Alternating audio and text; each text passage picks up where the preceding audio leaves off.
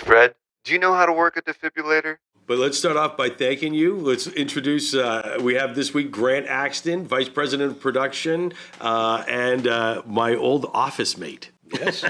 Thank you so much for being here. That's how we survived, is three of us crammed into one office all the time. That's how I learned how to be a line producer, is because you and Jeff were in the same office, and like, I don't know what the hell I'm doing, so what do I do over here? We all do. If I'm not mistaken, what was were you on Mega Movers at the time? Yeah. Okay, what was that? Just really quickly, before we start getting into your background stuff, how hard was that, the logistics on something called Mega Movers? Yeah, it was moving buildings. I'm like, this is my first line producer gig, and I have to move buildings? Yeah, it was crazy. It was fun, though. I mean, they were doing amazing things. That's right. With also, and it eventually evolved into trying to pull a plane out of a lake and, moving a lighthouse. And I mean, the engineering behind it, luckily we didn't have to do that. Yeah. We just had to find the company that was doing that. But yeah, the logistics involved in trying to plan it just right so you were there when they were moving, it was pretty crazy. I remember the three of us sharing the office, and again, we all had different shows. I was on the prison show doing it, but if I'm not mistaken, you had like an old school showrunner that was just like, you could hear him from one end of the hallway to the other. David, David. His last name, David. Yeah, but he would I remember just being like, that's the loudest guy I've ever heard on television. Yeah, he didn't direct, he just yelled. He didn't give insight, he just yelled at everything.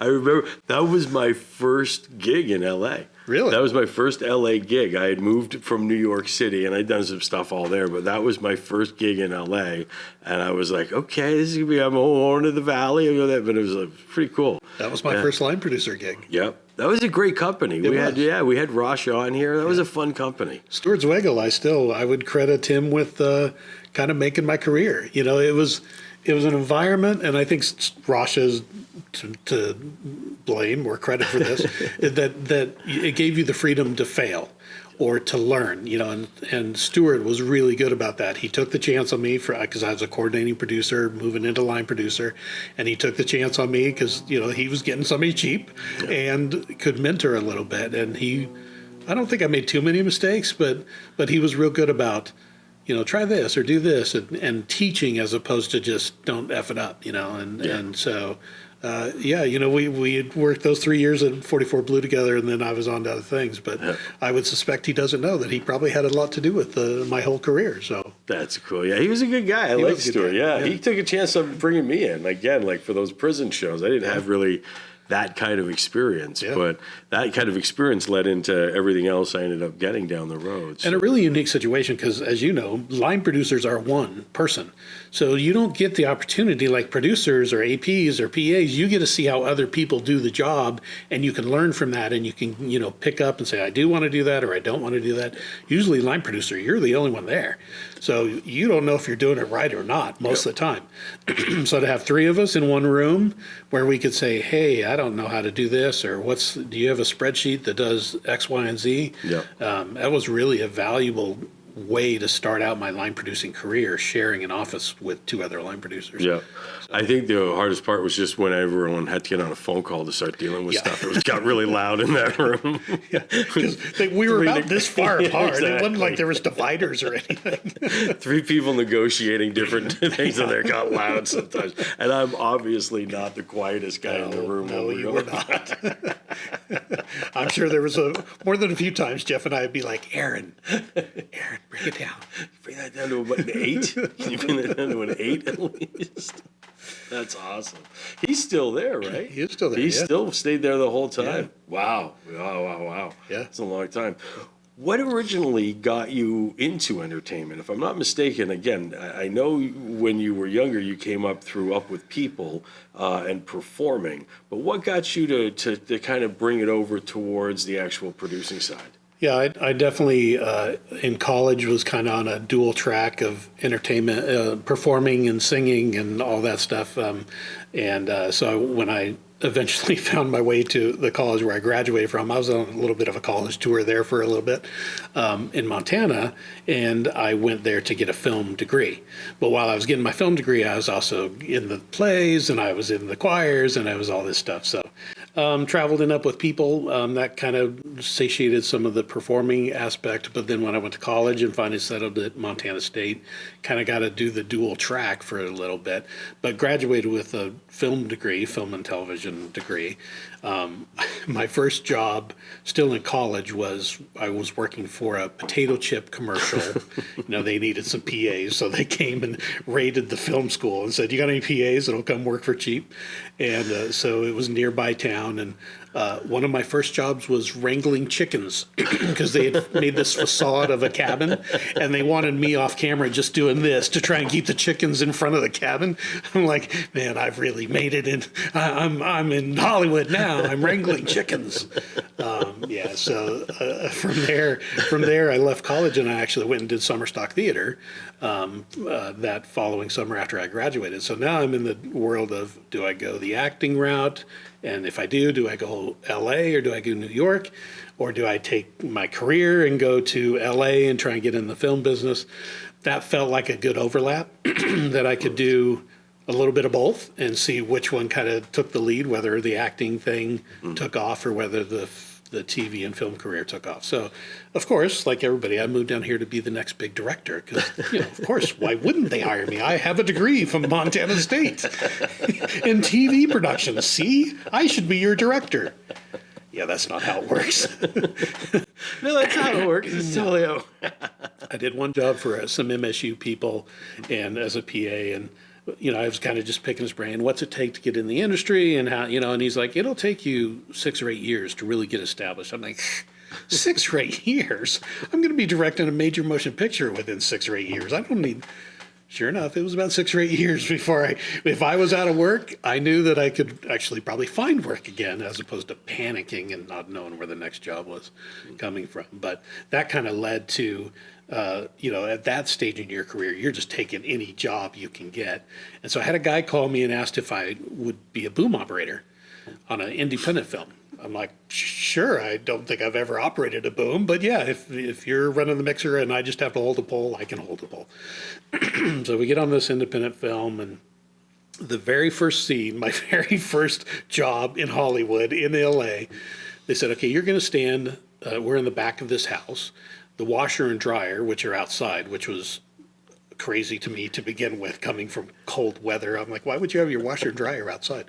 Anyways, you're going to stand on the dryer and you're going to stretch your boom pole down this walkway as far as you can stretch it. And this girl's going to come running down this way and you're going to pick up the sound with the boom. Okay, that sounds pretty easy. So I'm standing up there, I got the boom, and they action.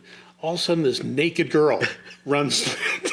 She's got a towel on, and she's supposed to drop the towel and keep running down the sidewalk. And I'm like, oh crap! Do I stare? Do I not? I don't want the boom in the shot. So I'm trying to do one of these things, hide my eyes and get the boom, and not have the boom in the shot at the same time. And they got the shot, and I'm thinking, oh wow, this is crazy. This is really Hollywood. I've really made it now.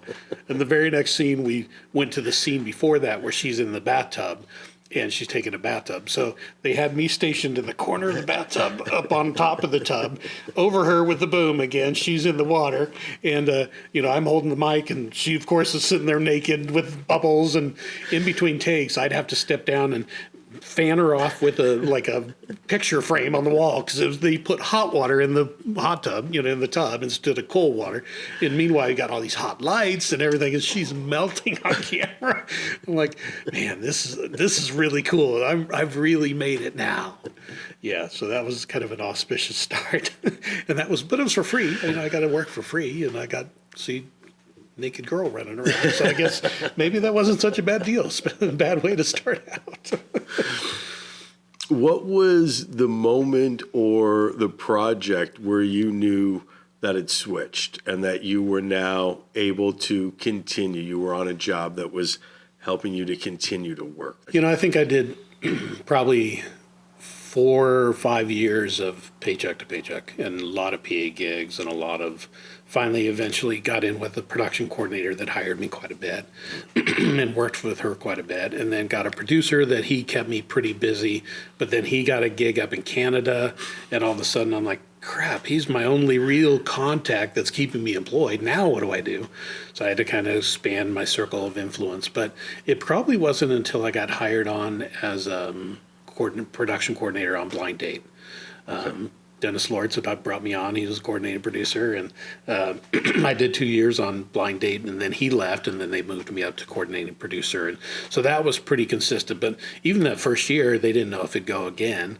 So you have the summer down where it was with Renegade at the time too, and they were picking up little one-off shows and stuff like that. And then they'd bring me back in the fall to do Blind Date again, until they eventually kind of got it looped where it was almost year round. It was a couple months off in between where they'd do another project, but they kept me to do those projects. Nice. So I did 5 years on Blind Date, and a whole bunch of other crazy shows in between. Chains of Love. Let's chain 3 guys and 1 girl together 24/7 and put them in a really expensive mansion and see what happens. I'm like, really? This is what my life is chaining people together? You did Up With People. What traits or qualities from Up With People were you able to take and then implement into becoming an effective producer? Ironically, even though Up With People was a performing group, part of the other half of the program is all about, like you would go into a town, you'd work with a nonprofit, and you would do, go to a nursing home, or you'd go to a prison, or you'd go to the schools, and you would just have these programs where you would work with these people for half a day. And so part of the program too is they would pair us up in twos, and they'd send us 3 weeks ahead of the cast.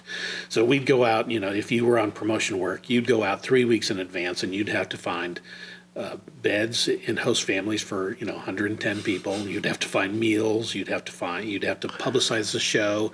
You'd go to the venue, and you'd work with the venue to make sure that all the plugs and the power and the proscenium and everything that had to do with the venue was copacetic for what our stage had and what our needs were. You'd go and do publicity on radio shows and Lions Club and Kiwanis and every kind of publicity, so you have 3 weeks to do all of this stuff before the cast shows up and says, we're here, and, selling tickets and all that stuff. Now, generally you had a sponsor, and oftentimes like a radio station or a TV station, and they would kind of partner with you to get the word out. But I think that aspect, I ended up doing promotion work 3 times. Twice in the States and once in Copenhagen for 6 weeks. And I think that aspect of it, once I got into producing, I'm like, that was the skill that I learned early on that I didn't know that's what I was learning, is one, no is not one of the 2 answers. You get yes or yes when. No was not one you could accept. And that was kind of always the thing is, well, no, you don't understand. We need this, so you can't say no. And eventually you'd get them turned around to a yes. And I think that was a valuable thing to have as a producer, to say, okay, we can't do this, but what are we going to do? How do we get to the yes? Especially as a line producer, you got these executive producers coming in and saying, I want helicopters and this and that. And like, well, no, I can give you a buggy and a driver for the day. How about that? And so you're trying to figure out solutions to come up to get to the yes, instead of just, I never wanted as a line producer to be the no guy. I didn't want to always just, no, we can't afford that. No, because usually you can't afford it, but what is the trade-off? I can get you a yes here, but what are we going to trade off in order to get to that yes? Yeah.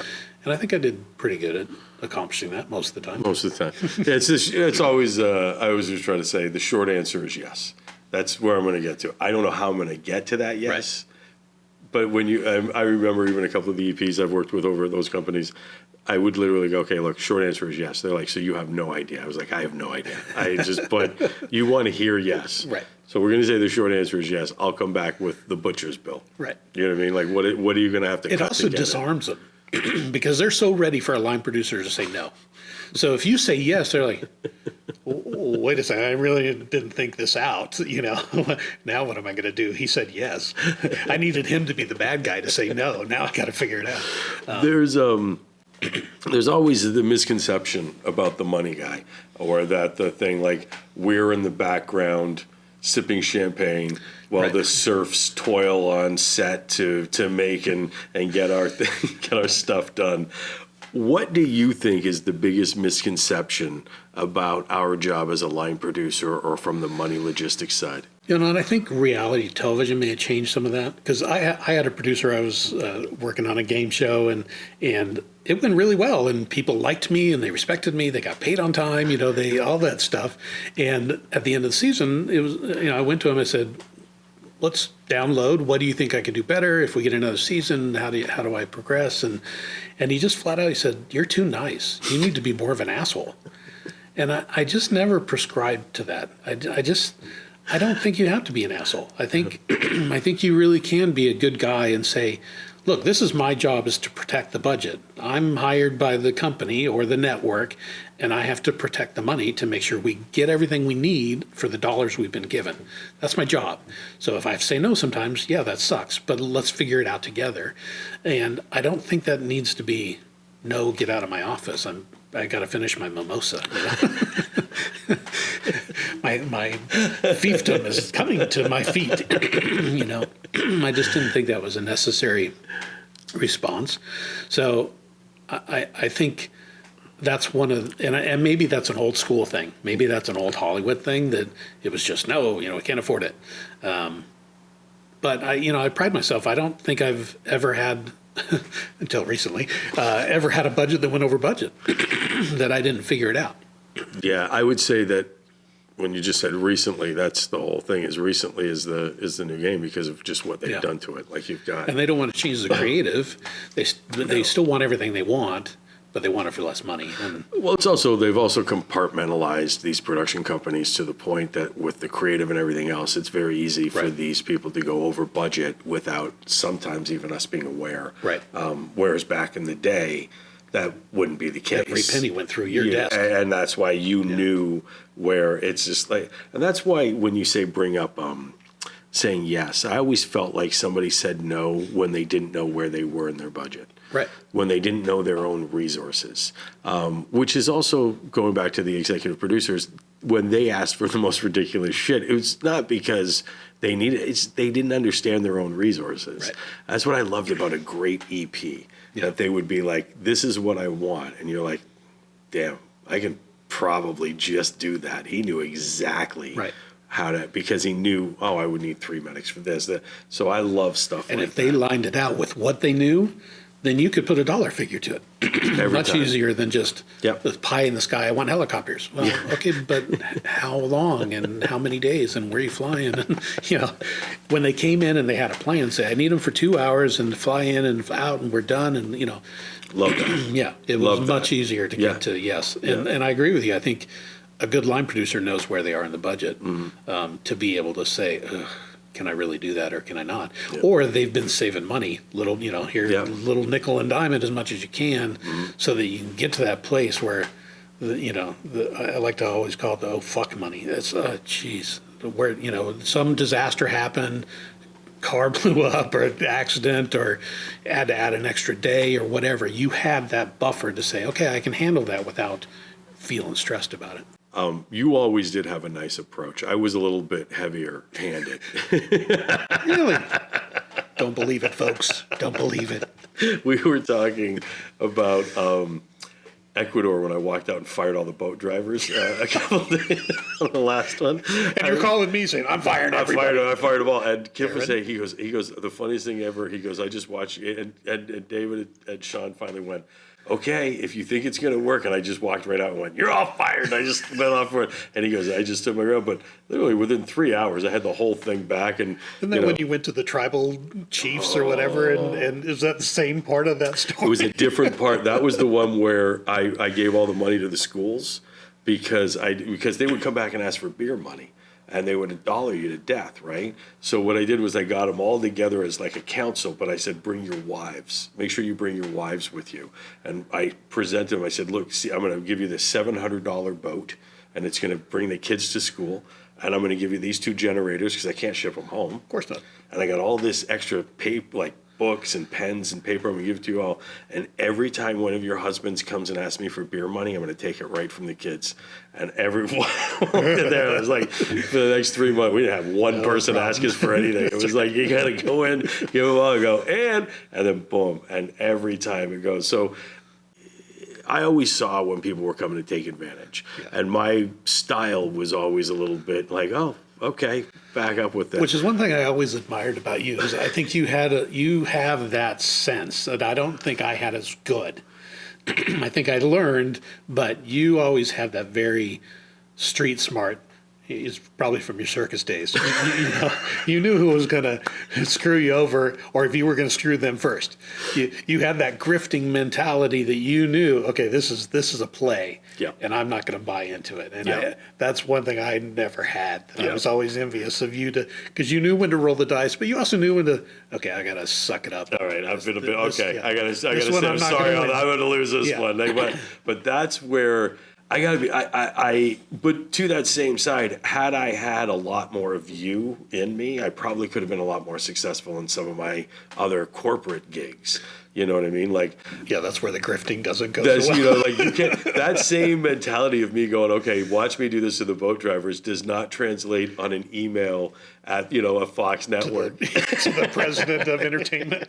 No, not so much. Some of them are legendary good stories behind the scenes, but they never equate to that. But again, I always knew that I was better at that than the other thing. And it's one of the reasons why I just had to go live in the field, because I couldn't do, I think we even talked, one of my favorite sayings from an old guy from the National Geographic. He was a big old drunk, another David.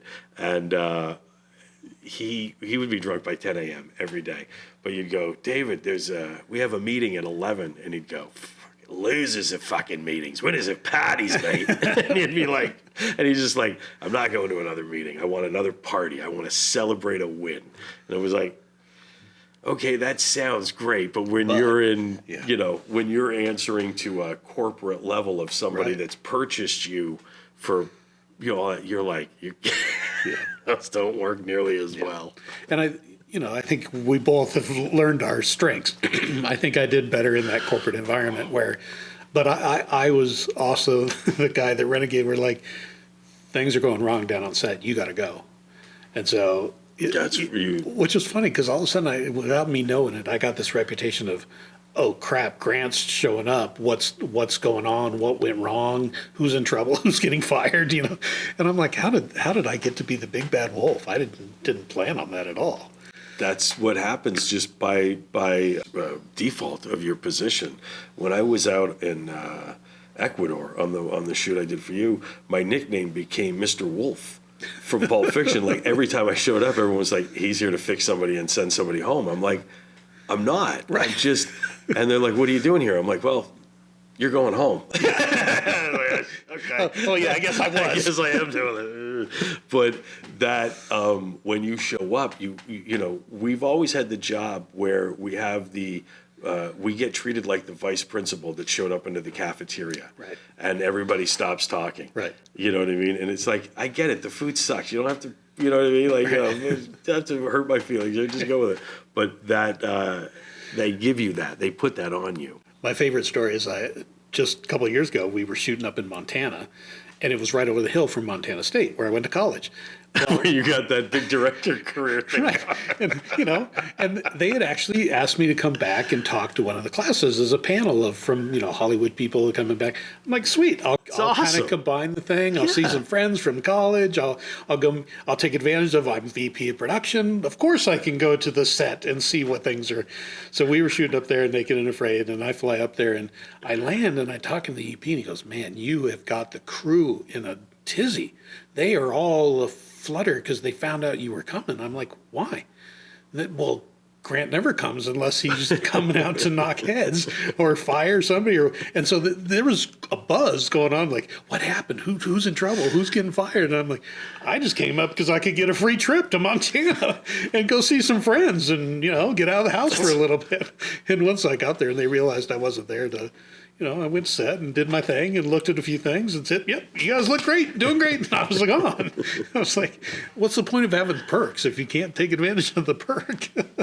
But that was when I finally realized, wow, I didn't realize I had this presence that I didn't even know I had until there was this whole Twitter sphere, about, oh, Grant's showing up to set. Who screwed up? Who's going home? Was there ever in the beginning one piece of either information or advice that you were able to kind of carry with you throughout your career that you knew helped?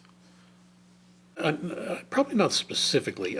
It's probably more the ones that piss you off, probably more than anything. I remember, early on in my career as a PA, and I'm stuck on this road up in Victorville or some, Antelope Valley in the middle of nowhere, and we're shooting at this run-down motel and going to do big shoot-'em-up scene. And so they want me down this road a half a mile, just barely in walkie-talkie distance, to stop traffic at 3 o'clock in the morning. I'm like, seriously? There isn't any traffic out here at 3 o'clock in the morning? Okay, I'm getting paid to stand out here. No seat, you're standing out there, cold, and they'd come over the road. Okay, we're rolling. Okay, I'm literally the only person out there. Who am I going to tell we're rolling? And they'd come back on the walk and say, "You need to yell out, we're rolling." Rolling? To who? The coyotes? The what? And I get back, I'm like, this that type of thing. You're like, seriously, is this what Hollywood has come to? And I come back, and I'd been standing for hours. So I came back, and I just needed to sit down for 5 minutes. And a grip walks by me and says, "When I was a PA, when I was your age, we never sat down." I'm like, "Are you? Shut up! You're an ass." It was stuff like that I think kind of started to form my basis of it doesn't have to be this way. It can be a better, nicer environment where we're all having fun, and the PAs are just as valuable as the producers are, in my opinion. And I always said, if the PAs ever got organized, the town would shut down, which they're trying to do. And it's going to destroy Hollywood if they get organized and they get benefits and better wages and all that stuff. But that was also back in the day when you got paid $100, and it didn't matter whether you worked 6 hours or 15 hours. You got paid $100. Yeah. And usually you worked 15, 16-hour days, and you were happy to make your $100. Yep. And occasionally they'd bump you up to 150. It's like, wow, great. Yeah. And if you could string 2 or 3 of those together in a week, you were golden. So it's a different world, and I actually appreciate as a line producer that we're protecting our PAs better, that we're paying at least minimum wage, that they're getting a little more salary and protection than what we did growing up. Yeah. So I think for that it's better. But What's your favorite location that you've ever had to go to travel to shoot? Africa, when we shot in Africa, I had a great thing with String Bean Films. Man, they have been with us since day one on Naked Afraid, and they've always done right by us and treated us really well. And Mark, the owner, he said, "Grant, if you ever get here, I'll take care of you, and I'll make sure you get to see this country right." And it took me 10 years to get there, and giving them literally millions of dollars worth of business. And so when I went about 3 years ago, brought my wife, and I brought the executive with me, and her husband, and we were down there for 2 weeks. And man, he just gave us the white glove treatment and really took care of us, and we got a chance to spend time with the crew without worrying about anything, and we could just hang with them without having to be the boss, but he took us on game rides and preserves and fed us ridiculous food and helicopters, and it was a trip that I never could have afforded, and he really treated us really well. So that probably is the one place that, and mainly probably because I wasn't going there to knock heads, I was just going there to be a part of the experience. And because I often didn't get to go on location because I had people like you that were there, but I had you in 3 different locations. So it was easier for me to stay in LA because I had people in 3 different parts of the world in different time zones. And if crap went down, I needed to be somewhere that I could access and move quickly and make changes. So I didn't get to travel to the locations as much as I would like to. And I think that's why I got that reputation of when I was going is because something was going wrong, as opposed to I was going just to kind of get a feel for the crew and how they operate and what they do and better understanding of how their day is and all that stuff. Because it's real easy to sit in my ivory tower and say, "What do you mean you had to stop shooting after 10 hours? Come on, you wimps!" Meanwhile, they're up and down this 3,000-foot mountain in the 120-degree heat, and so it was good for me to get out there as much as I could, so I could appreciate what it's like to be eaten up by bugs in 110-degree heat, and it's a tough job for our crew on Naked and Afraid, especially. That I respect the hell out of those guys, and it's a very small percentage of this industry of people that can do that job and do it well. Yeah, you got to. Well, it's like anything else. Sometimes you got to put crazies in play to Right. you know what I mean. Like what's that? This is going to sound horrible to the crew. I'm probably going to lose listeners on this one, but it's like wartime hero, peacetime fuck up. Like, you know what I mean? And a lot of times you get those crews that are, you put them out in a jungle and you're like, oh, I can capture audio here, blah, blah, blah. Yet you put them, oh, we're going to get you to do this stage show over here. I can't, this is horrible. What am I doing? I'm sitting here for 8 hours behind in this, like, there's nothing here. So, Which I would say truly 90% of our crew is that way. Yeah. They need to be out and in it, and they thrive in the pouring rain and the mosquitoes and and they bitch and complain about it the whole time, and then 2 weeks after they're home, they're like, "When's the next one?" Yeah. Yeah. And it's just a certain kind of person that I'm not. Even I don't think I could even be a producer out there, and they're not having to schlep gear around as much. But even the producers, they're out in it, right next to the camera guy, saying, Oh, yeah. getting soaked just like the camera guy. oh, yeah. It's a unique person. And the fact that we've had these guys that come year after year after year. I mean, some of these guys have been on Naked Afraid for 10 or 12 years, You also get, though, I think like anything else, you've got to watch where you get the crew members that can turn things negative. Like, everything can be bad, and especially when you Sure. go into an environment where you've got apex predators and weather systems coming through to clean you out. It gets hard, but I think you got to remember the good ones. Yeah. You know what I mean? Like you said, Africa. I have one on an island. Like I was down in the Cook Islands in the Aitutaki, and you're just like, what is there to complain about? Yeah. You know what I And mean? I'm getting paid. I'm getting paid. Like I'm mad right now. I want to throw something off this boat, but you just need to take a breath, Right. look around, and go, okay, well, actually, there's nothing out here. I'm in the middle of the Pacific. It's pretty cool. Like, you just enjoy this for a minute. Yeah. I was watching one of your episodes with Jack Sparks. Oh. He's one of the hardcore people that have been with us for a lot of years. And Yeah. he brought up Peru, and I'm like, oh, yes, Peru. And I guarantee you there's about 24 people that would, oh, yes, Peru. And that was really hard because I got sent down there because it was just turning into a shit show. By no fault of their own. It was just a bad situation. In fact, I think I called you did. to come in because I had to get rid of a person, unfortunately. I needed a replacement. And you're like, I said it's Peru. And you're like, where is it? And I don't even remember the city. Iquitos. He's like, oh, hell no. I'm like, oh, if Aaron Wayton is not willing to go down there on a dime, this is not good. The water dropped. It all of a sudden became one of the driest things. It's 45 minutes up this tiny tributary to get to this lodge where half the crew was staying. Yeah. But you had to have these certain flat boat, you take the Amazon on this big boat and then you jump in this little wooden flat boat thing to take you up the tributary. And the water was drying up. They're like, I don't think we can get back and forth. I'm like, I can control a lot of things, but the water in this little tributary, that is not one of them. And so then, and I had a guy that was starting to piss off the locals and piss off the fixer, and I'm like, ooh, man, and he just wanted to fire everybody, and he was kind of like, and you gotta know when to fire them, know when not. And I'm like, dude, you cannot, because we're stuck. Half my crew's in there, and half is staying on the Nile, or the Amazon, and I gotta get in between. That's our lifeline.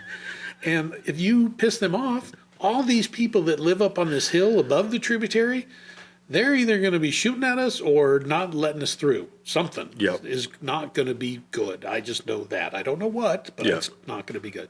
Yeah. And man, it was just tooth and nail. We were calling in potentially the Peruvian Navy. Like, I don't know what else to do. I mean, we're trying anything at this point. Peruvian Navy. It was crazy. We've seen the boats in Peru. Yeah. That's not going to be a Yeah. good group. That ended up being our extraction vehicle. It's like, oh God, what am I getting myself in? And then it's one of those, well, we don't charge anything, but just, if there's anything you want to do to help the kids, but weirdly we can't take any money. But seriously, it's like, crap, how do you deal with that? Meanwhile, I've got corporate saying, do not. That is illegal. You can't do payola. You can't you can't bribe. You can't. But a lot of those countries, that's how they run and that's how they operate. That was always the funniest thing. Even with you, I've had to a couple of times, and that's what I liked about working for you. You were always like, look, paper it. But if you got to do what you got to do it. But paper it. You can't just go out in cash. If you are doing anything, be good about it. But I remember we were doing a shoot. Again, I'm not going to tell the name of the show because I don't want the thing. But I'm down in South America somewhere, and you call me and say, the network has decided we need a security plan. And we have to get guys with guns, and we have to have like 24/7 roaming AK-47s because of like jungle militia and all this shit. We're 20 miles and I'm away. like, I got 3 hippies over here in this. Like, they haven't seen a gun in this area in 30 years. If I bring guns in to this area, like, they're gonna shut down. Like, they have you, and you were like, because guns attract guns. yeah, and they're like they would think we're nuts, and they're not gonna.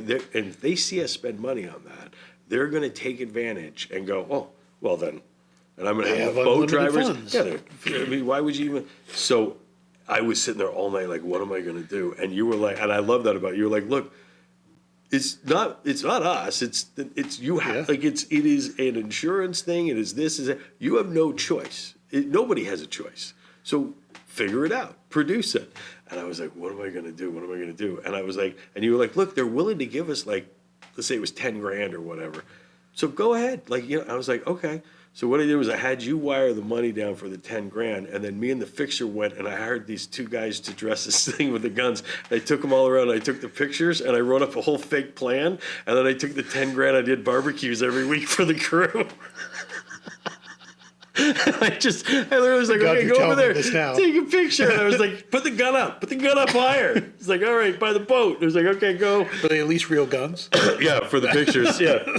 And then I wrote up like, oh yeah, they're going to do a perimeter walk every 24/7, and here's your 6 guys, and and I wrote up the whole plan. You're like, great. Discovery went great. Here's your money. And lined up, and the next day I bought like beef and hot dogs and beer, and I just had the biggest barbecue right there. That we just did one every week. I was like, fuck, if you guys are going to do it, fair enough, I'll take it. And we had, how many conversations did we have about this? 3 or 4, where you'd like, Grant, this is ridiculous. We're on the water. There is not another human within 20 miles of us. Yeah, but the border is 50 miles. Yeah, but it's through the jungle that nobody in their right mind would ever go into, not even the locals. Why am I doing this? FARC wouldn't come through Right. that jungle.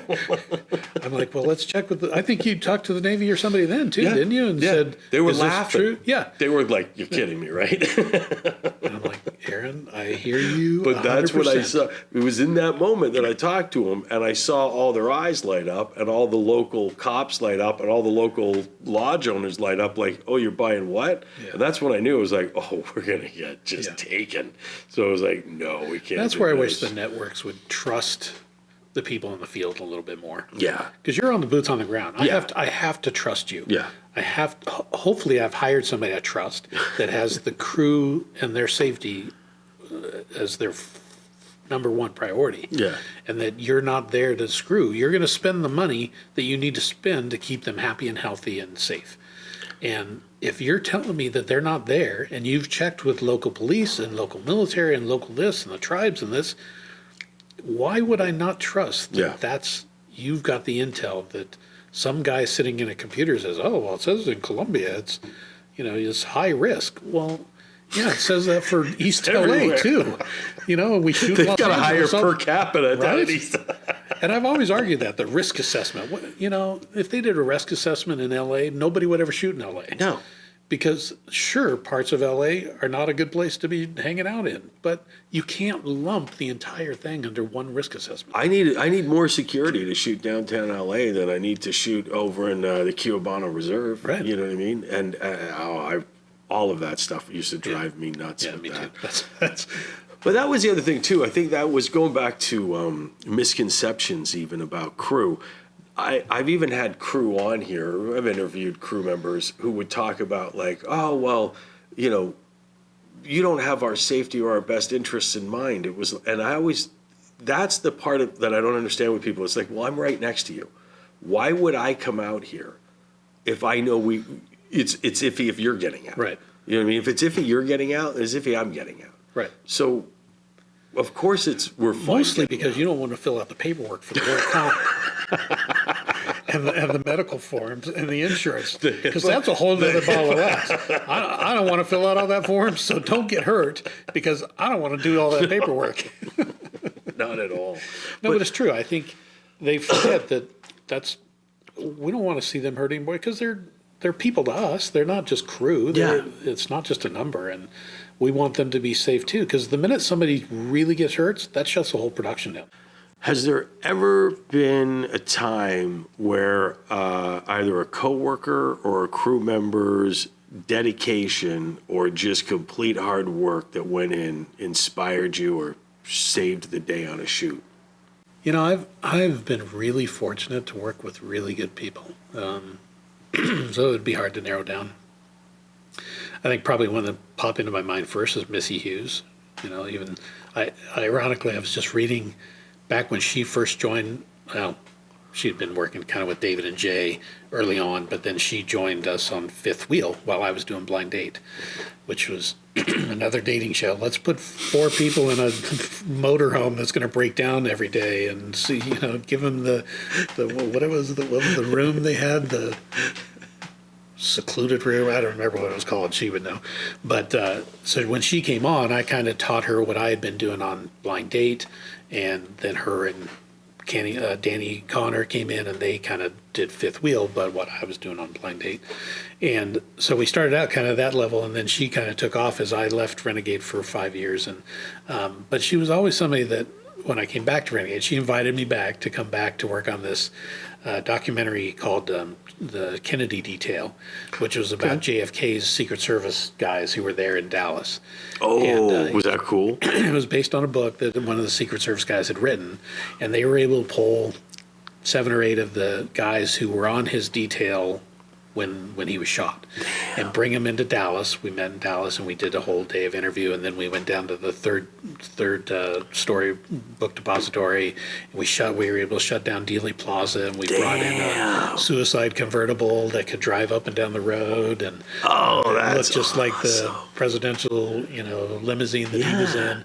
And have Clint Hill, who just passed away recently, who was the guy who jumped on the back of Kennedy's car as he got shot. He was on a follow car, and so he ran and jumped on the car. And to have him standing there on the X that's in the middle of the road, looking up at the third book depository and saying, and kind of telling his story. And I was always, when Missy invited me to come work on this show, she's like, this is going to be a good one. She said, this is really special, and you really should come back for that. And I'm like, ugh. And so I came back and worked on the show, and absolutely had an amazing one of those experiences that you're pinching yourself every day saying, I can't believe I'm standing with history, and although I wasn't around then, this is cool. This is really cool that I'm in this situation. And the fact that she gave me that opportunity and then kept, rolling me on show to show, and we built a really strong understanding and friendship. I'm sure there's more than a few times that I probably pissed her off, but it was always an environment where I felt like I could voice my opinion. Yeah. Didn't necessarily mean she was always going to agree with me, but she had a sixth sense of knowing when I was kind of off my game or I was upset about something, and she would either give me my space or she'd talk to me about it. And so she probably has had probably the most recent big impact on my career. Nice. And somebody that I truly respect for what she brought to the table. Somebody come and say, what was the show that we did in blah, blah, blah that had the 2 people that did, that was such and such a show, and we shot that in 2007. I'm like, how do you pull this out of your brain? I could probably get the information out of my computer somewhere after about 2 hours of looking. But for her, she just always had that knowledge right at her fingertips. That always amazed me that she had such a sharp brain when it came to that stuff. Nice. So yeah, I really respect the heck out of her and Nice. appreciate our friendship that we've built over the last 20 years. Do you feel that you might even go back in towards the acting part? Because if I'm not mistaken, even while you were working, you had parts on Monk. I did. Yeah, you were on Monk, and then which was better, Monk or It's a Miracle with the guy from the Waltons? Which one was better? I don't know. It's a miracle. I survived to break Yeah. my neck. And, that was, high class stuff where I was in a rollover car vehicle accident and, it was PAX TV. If anyone remember, it was PAX TV. And it had no money.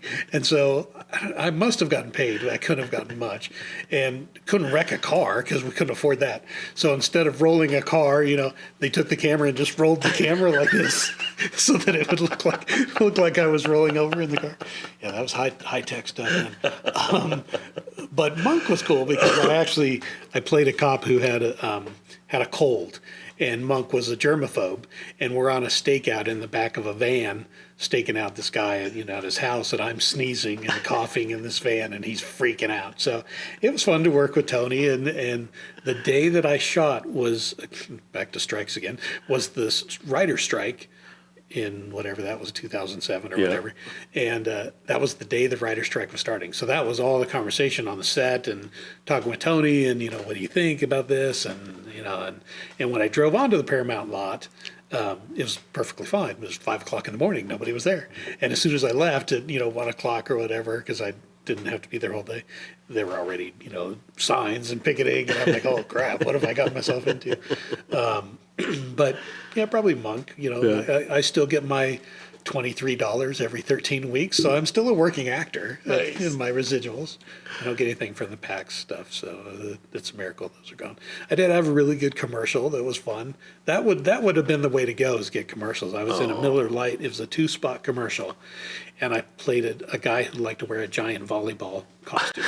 Okay. And it literally, was from my neck to my ankles, and my arms are stuck out, and it came to about my wrists, and I'd walk around on the set, with this gigantic volleyball. And the whole premise was there was these guys out of like Sweden, I think, that were doing this whole avant-garde commercials back in this would have been late 90s, so 98, 99, 97, somewhere around there.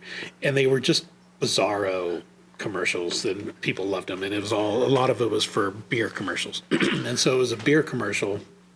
And this guy was part of this unique subculture of people who like to dress up as things.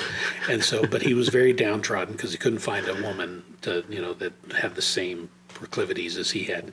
So he's walking along the beach, and in the distance he sees a woman dressed as a giant hand.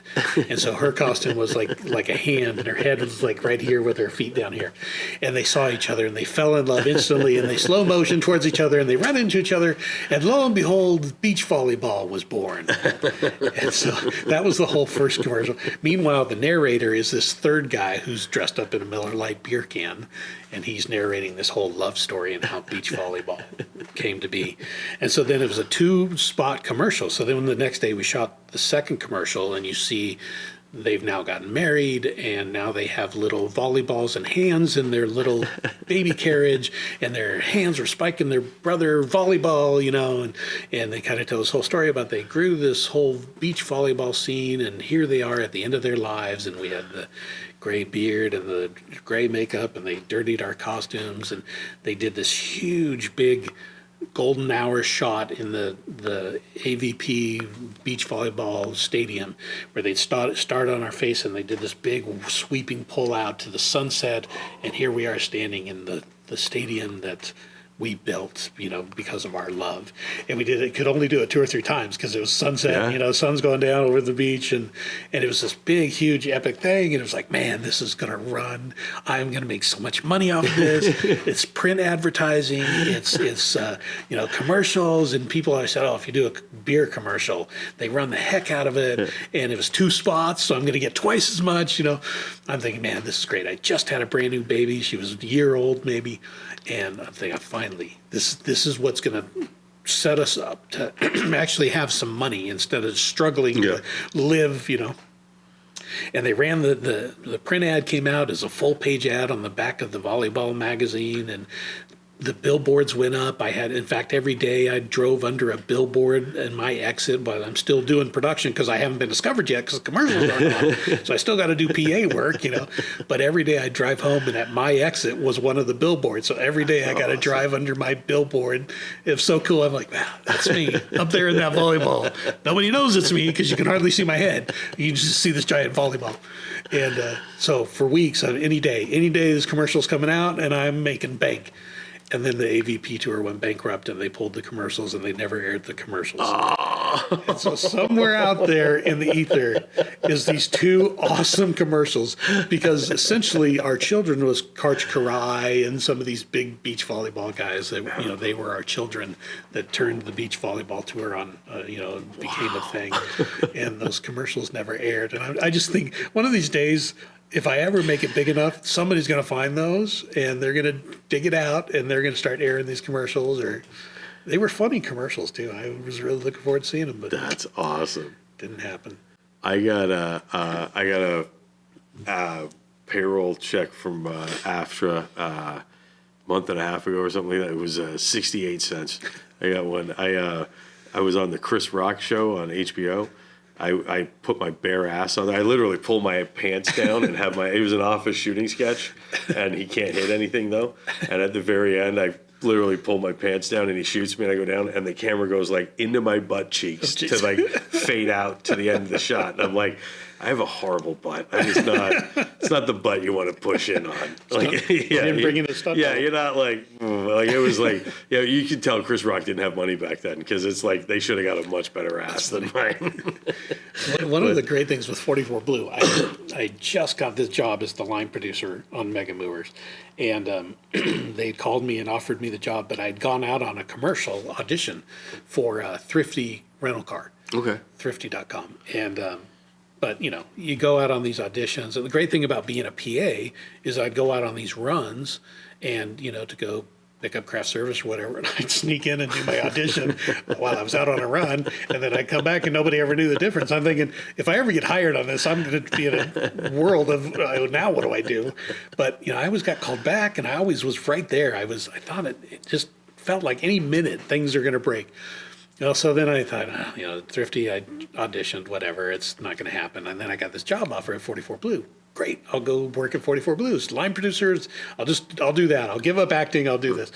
Well, the day before I was supposed to start at 44 Blue, they called me and booked me on the commercial. I'm like, oh, crap. And it was supposed to be the same day I was supposed to start on 44 Blue. And it was on Caesars 24/7. And I had to go straight to Vegas to start prepping to the shoot on the day that the commercial is supposed to shoot. I'm like, crap, now what do I do? So I call up Stuart, maybe even Rasha, and I said, Stuart, this sounds really cliche and I hate to do this, but is there any way that I can shoot this? I think it's not going to be a full day.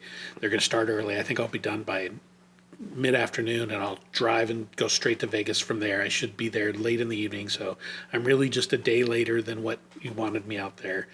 And I said, I hate to do this to you. I've never done this before, but it's a great opportunity. I think it could do really well. And he's like, of course you can't pass that up. And they were so supportive. That's awesome. And they're like, yeah, of course. What's 12 hours is gonna make a difference? You go shoot it. And so I went and shot the commercial. I had this great bit where we're on an airplane and I'm carrying a cooler of ice and trying to shove it in the overhead compartment. And finally, to get it to fit, I turn it on its side and shove it in. The lid falls open and drops ice and water on the guy below. And of course, he gets soaked in the ice, and then, so of course, you have to do this 6 or 8 times. Poor guy, I'm dropping ice water on the guy's head. But every time then I'd sit down, I was in the seat right across the aisle from him, had one of those big foam fingers, the number 1 foam finger, and I'd reach across the aisle and kind of was wiping his face with the foam finger. And I was totally spontaneous. And then after they yelled cut, they're like, oh, that was great. And so then it was like, come up with something else. So then each time I'd like pick up tie, or I'd try and do something different. And then that's the one they went with, was the foam finger wiping his face off. And that aired quite a bit. In fact, the day it premiered, because it was airing during college football, USC games on ABC. And it would air twice every Saturday, all during football season. And so I'm at Caesars 24/7 and shooting the show for 44 Blue. And we were shooting, I'm pretty sure, because I was in the sports book, and it was following members of Caesar's Palace and different people that work in different parts. And this guy was the sports book manager. And so I'm standing there and I'm getting a call and it says Rasha Dragovich. I'm like, oh, I got to take this, And I started answering, and the security's like, you can't answer that in here. You have to get out of the sports book. So I turn and I walk out of the sports book. And hey, Rasha, how you doing? Grand, your commercial's on. And I turn and I look in the sports book, and there I am on 15 TVs in the sports book with my, the water dripping on the sky and the foam finger. He's like, that's so cool. You're on a commercial. And it was so fun that he was so excited for me. And I was so excited. I'm like, oh my God, I'm there in Caesars. I'm working in Caesars. I'm on in Caesars. I'm on the TV in Caesars. It was a very surreal, connective. Am I an actor? Am I a producer? What am I now? I don't know. But the fact that they were so supportive, and they're just like, that's the way this industry needs to be. Any success is everybody's success. There's no reason to step up on people up the ladder. Bring a hand, bring them with you, because you're all going to get to the top, and it's going to make everybody's lives a lot better when you're helping people up the ladder as opposed to stepping over people on the way up. Yeah.